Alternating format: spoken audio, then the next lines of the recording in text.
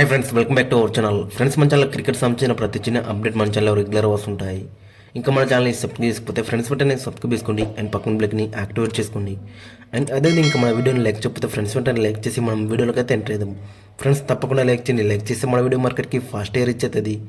ఇక India versus south Africa 30-20. ఇక ఈ మ్యాచ్ మాత్రం మన టీమిండియాకి చాలా ఇంపార్టెంట్ మ్యాచ్ అని చెప్పుకోవచ్చు. ఇప్పటికే ఈ 4 మ్యాచ్ల T20 సిరీస్లో మరి ఒకరితో ఈక్వల్ ఉన్నారని చెప్పుకోవచ్చు. మరి ఈ మ్యాచ్ మాత్రం చాలా ఇంట్రెస్టింగ్ ఉండబోతుంది. ఏ టీం అయితే గెలుస్తుందో వాళ్ళకైతే హై ఛాన్సెస్ అయితే ఉంటాయి మరి సిరీస్ గెలవడానికి. సో కాబట్టి మరి చూడాలి మరి ఎవరు గెలుస్తారు అనేది చాలా ఇంట్రెస్టింగ్ కనబడుతుంది.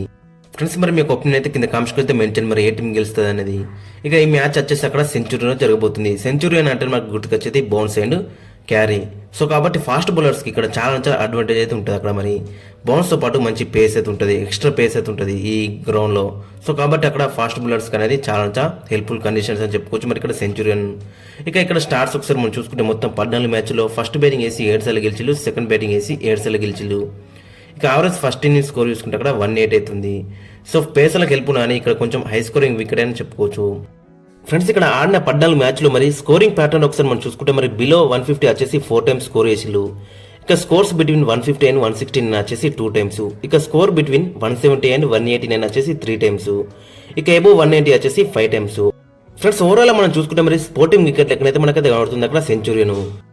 ఫ్రెండ్స్, ఇక టీమ్స్ విషయానికి అయితే మనం ఫస్ట్ సౌత్ ఆఫ్రికా టీంని చూసుకుంటే మరి సౌత్ ఆఫ్రికా ఫస్ట్ మ్యాచ్ అయితే ఏ విధంగా ఓడిపోయిందో మరి సెకండ్ మ్యాచ్ అయితే మంచి కంబ్యాక్ అయితే వేసినా చెప్పుకోవచ్చు.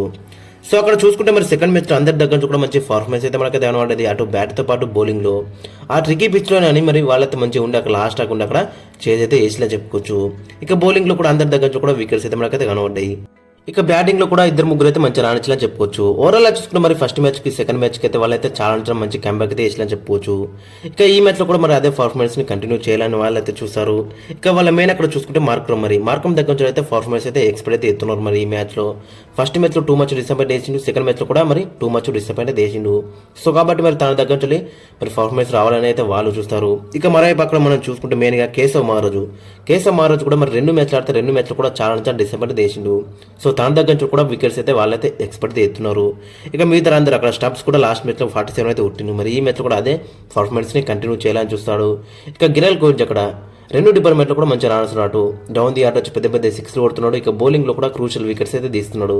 సో మరి ఇతను కూడా మరి అదే ఫామ్ను కంటిన్యూ చేయాలని ఇతను చూస్తాడు. ఇక డేవిడ్ మిల్లర్ క్లాస్ దగ్గర కూడా వీళ్ళైతే పర్ఫార్మెన్స్ అయితే ఎక్స్పెక్ట్ అయితే ఎత్తున్నారు. సో ఓవరాల్ చూసుకున్న మరి ఏ విధంగా రాణిస్తున్నారు అనేది మనకి చాలా ఇంట్రెస్టింగ్గా కనబడుతుంది.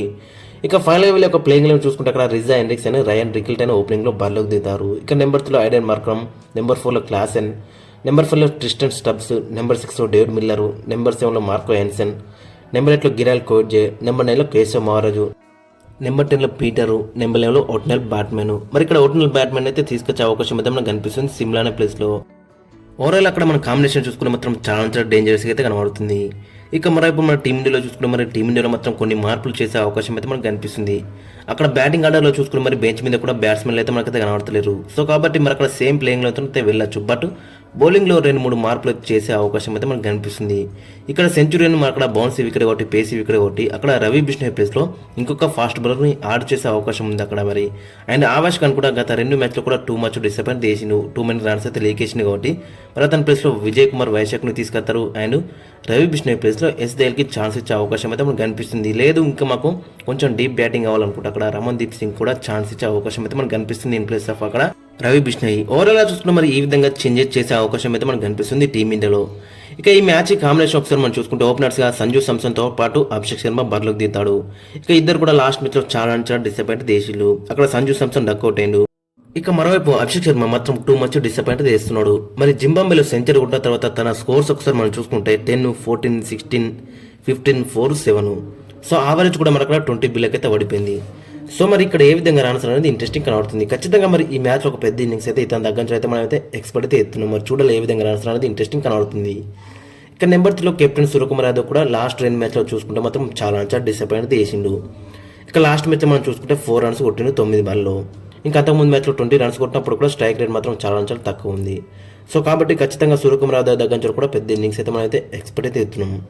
ఇక నెంబర్ 4లో తిలక్ వర్మ 2 మ్యాచ్లో కూడా చాలా బెటర్ అయితే రాణించిండు. లాస్ట్ మ్యాచ్లో ట్రిక్కీ పిచ్లో కూడా అక్కడ 20 బాల్స్లో 20 అయితే కొట్టిండు. మరి 1-4, 1-6 మంచినే. సో ఓవరాల్గా చూసుకున్న తిలక్ వర్మ మాత్రం మంచి ఫామ్లో ఉందని చెప్పుకోవచ్చు. మరి ఇక ఈ మ్యాచ్ అయితే ఒక 50 అయితే ఎక్స్పెక్ట్ అవుతుంది ఇతని దగ్గర నుంచి వెళ్ళి. ఇక నెంబర్ 5 అక్కడ మనం చూసుకుంటే హార్దిక్ పాండ్యా కూడా లాస్ట్ మ్యాచ్లో మనం చూసినాగా అక్కడ బ్యాటింగ్లో అక్కడ మనం చూసుకుంటే 39 కొట్టిన 45 బాల్స్లో 4 4s 1 6. బట్ అక్కడ స్ట్రైక్ రేట్ చూసుకుంటే 86 మాత్రం ఉంది. ఆ 39కి ఇంకొక 10 రన్స్ ఆడి చేస్తే మాత్రం చాలా అంతా బెటర్ అయితే ఉంటుంది. మరి చూడాలి మరి ఈ మ్యాచ్లో ఏ విధంగా రన్స్ అనేది ఇంట్రెస్టింగ్ కనబడుతుంది. ఇక నెంబర్ 6లో అక్కడ మనం చూసుకుంటే రింకు సింగ్ కూడా చాలా డిసప్పాయింట్ చేస్తున్నాడు. ఫస్ట్ మ్యాచ్లో 2 మ్యాచ్ డిసప్పాయింట్ చేసిండు. ఇక సెకండ్ మ్యాచ్లో కూడా చాలా డిసప్పాయింట్ చేసిండు. 11 బాల్లో 9 మాత్రం కొట్టిండు అక్కడ 81 స్ట్రైక్ రేటు. సో కాబట్టి రింకు సింగ్ దగ్గర నుంచి కూడా చాలా ఎక్స్పెక్ట్ చేస్తున్నారు. మరి చూడాలి మరి ఈ మ్యాచ్లో ఏ విధంగా రన్స్ అనేది ఇంట్రెస్టింగ్ కనబడుతుంది. ఇక నెంబర్ 5 అక్కడ మనం చూసుకుంటే అక్షర్ పటేల్ లాస్ట్ మ్యాచ్లో మనం చూసినాం అక్కడ నెంబర్ 5 వచ్చి అక్కడ 27 అయితే కొట్టింది 21 బాల్స్లో మరి 128 స్ట్రైక్ రేట్తోని. మరి లాస్ట్ మ్యాచ్లో ఓవర్లో మంచి ఆడినట్టు ఆ పిచ్ మీద అక్షర్ పటేల్ అని చెప్పుకోవచ్చు. అక్కడ 128 స్ట్రైక్ రేట్ అంటే ఆల్మోస్ట్ 150 160 స్ట్రైక్ రేట్తో సమానం అని చెప్పుకోవచ్చు. బట్ అన్ఫార్చునేట్లీ అక్కడ రన్అట్ అని చెప్పుకోవచ్చు. ఇంకా రన్అట్ గిట్ట ఆపిన ఖచ్చితంగా మ్యాచ్ రిజల్ట్ డిఫరెంట్గా వచ్చేవి. ఇక నెంబర్ 8 అక్కడ మనం చూసుకుంటే హర్షదీప్ సింగ్ కూడా లాస్ట్ మ్యాచ్లో మనం చూసినాక చాలా డిసప్పాయింట్ చేసిండు. ఒక వికెట్ తీసినప్పుడు కూడా అక్కడ ఎకనమీ చూసుకుంటే మరి 10.2 అవుతుంది. మరి దట్టు ఆ ట్రికీ పిచ్లో మరి చాలా రన్స్ అయితే లీక్ చేసినా చెప్పుకోవచ్చు. మరి చూడాలి మరి ఈ మ్యాచ్లో ఏ విధంగా కంబ్యాక్ చేస్తారనేది చాలా ఇంట్రెస్టింగ్ అయితే మనకైతే కనబడుతుంది. ఇక నెంబర్ 9 అక్కడ మనం చూసుకుంటే ఆవేష్ ఖాన్ ప్లేస్లో ఖచ్చితంగా అక్కడ విజయ్ కుమార్ వైశాఖ్కి ఛాన్స్ అయితే బెటర్ అయితే ఉంటుంది. ఇక విజయ్ కుమార్ వైశాఖ్ ఛాన్స్ ఇచ్చినట్టు అవుతుంది. అండ్ ఆవేష్ ఖాన్ కూడా గత 2 మ్యాచ్లో చూసుకుంటే మరి ఫస్ట్ మ్యాచ్లో 2 వికెట్లు ఇచ్చినప్పుడు కూడా 2 మ్యాచ్ రన్స్ అయితే లీక్ చేసిండు. ఇక సెకండ్ మ్యాచ్లో వచ్చేసరికి ఒక వికెట్ కూడా తీయలేకపోయింది అక్కడ. దట్టు ఆ వికెట్లో 7.7 ఎకానమీ. సో కాబట్టి ఖచ్చితంగా అక్కడ విజయ్ కుమార్ వైశాఖ్కి ఛాన్స్ అయితే బెటర్ అయితే ఉంటుంది నెంబర్ 9లో. ఇక ఫ్రెండ్స్ నెంబర్ 10లో ఖచ్చితంగా అక్కడ ఎస్ఐఎల్ ఆడించే అవకాశం ఉంది. మరి ఈ మ్యాచ్లో ఖచ్చితంగా అక్కడ ఒక స్పిన్నర్ ప్లేస్లో ఖచ్చితంగా ఎస్ఐఎల్ తీసుకెళ్తారు. ఎందుకంటే మరి ఇక్కడ బౌన్సీ ట్రాక్ పేసీ ట్రాక్ కాబట్టి ఖచ్చితంగా ఎస్ఐఎల్కి అయితే ఛాన్స్ రావచ్చు. ఇక నెంబర్ 11 అక్కడ మనం చూసుకుంటే వరుణ్ చక్రవర్తి ఫస్ట్ మ్యాచ్లో అక్కడ మనం చూసుకుంటే 3 వికెట్స్ తీసుకున్నాడు. ఇక సెకండ్ మ్యాచ్లో ఏకంగా అక్కడ 5 వికెట్స్ అయితే తీసుకున్నాడు. మొత్తం అక్కడ 4 ఓవర్స్లో 17 రన్స్ మాత్రం ఇచ్చింది. అక్కడ 5 వికెట్స్ అయితే తీసుకున్నాడు. సో మరి ఈ మ్యాచ్లో కూడా అదే పర్ఫార్మెన్స్ని కంటిన్యూ చేస్తే మాత్రం చాలా బెటర్ అయితే ఉంటుంది అక్కడ వరుణ్ చక్రవర్తి దగ్గర నుంచి. ఇక ఫైనల్ ప్లేయింగ్ లెవెన్ ఒకసారి మనం చూసుకుంటే అక్కడ అభిషేక్ శర్మ అండ్ సంజు శాంసన్ ఓపెనింగ్లో బరిలోకి దిగుతారు. ఇక నెంబర్ 3లో సూర్యకుమార్ యాదవ్, నెంబర్ 4 అక్కడ మనం చూసుకుంటే తిలక్ వర్మ, నెంబర్ 5లో హార్దిక్ పాండ్యా, ఇక నెంబర్ 6 అక్కడ మనం చూసుకుంటే రింకు సింగ్, నెంబర్ 7లో అక్షర్ పటేల్, నెంబర్ 8లో హర్షదీప్ సింగ్, నెంబర్ 9లో విజయ్ కుమార్ వైశాఖ్, నెంబర్ 10లో ఎస్ఐఎల్, నెంబర్ 11లో వరుణ్ చక్రవర్తి. ఒకవేళ ఇంకా మాకు అక్కడ బ్యాటింగ్ ఆర్డర్ ఇంకా ఎక్కువ కావాలనుకుంటే ఖచ్చితంగా అక్కడ మరి విజయ్ కుమార్ వైశాఖ్ ప్లేస్లో రమన్దీప్ సింగ్ కూడా ఛాన్స్ ఇచ్చే అవకాశం అయితే మనకు కనిపిస్తుంది. లేదంటే మరి అక్కడ మరి 3 పేసర్లతో అయితే బరిలోకి దిగే అవకాశం ఉంటుంది. ఎందుకంటే అక్కడ పేస్ వికెట్ కాబట్టి ఓవరాల్ అక్కడ మనం చూసుకుంటే మరి ఈ 2 మార్పులు అయితే చేసే అవకాశం అయితే మనకు కనిపిస్తుంది. ఇక హార్దిక్ పాండ్యా కూడా అక్కడ మనకి 4th సీమర్గా ఉంటాడు. అండ్ అక్షర్ పటేల్ కూడా ఫుల్ కూడా దొరికే ఛాన్స్ అయితే ఉంటుంది. మరి ఈ మ్యాచ్లో గత 2 మ్యాచ్లో కూడా ఒక్కొక్క ఓవర్ వేసింది కాబట్టి ఖచ్చితంగా మరి ఈ మ్యాచ్లో ఫుల్ కోట వేసే ఛాన్స్ కూడా మనకైతే కనబడుతుంది.